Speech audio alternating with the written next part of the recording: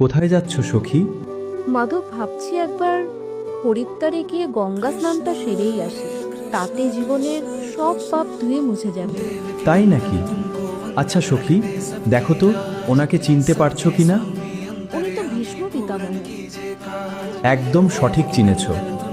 উনি শুধু পিতামহ নন, উনি স্বয়ং গঙ্গাপুত্র। যখন সাক্ষাৎ গঙ্গাপুত্র হয়েও উনি নিজের কৃতকর্মের ফল থেকে নিষ্কৃতি পাননি, তখন তুমি কোনো অলৌকিক অধিকার আশা করো? হে সখী, বর্ষজুড়ে অধর্ম, অলসতা আর অকল্যাণকর আচরণের বোঝা জমিয়ে তুলবে, আর তারপর কেবল গঙ্গার পবিত্র জলে একটা ডুব দিয়েই ভাববে সব পাপ ধুয়ে মুছে যাবে।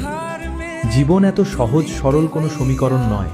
যদি কেবল জলের স্পর্শেই সমস্ত অন্যায় মুছে যেত, তবে পরম বিচারক ধর্মরাজ যমদেব তো এতদিন কর্মহীন হয়ে নিঃস্ব হয়ে বসে থাকতেন। হ্যাঁ, ঠিক ঠিক।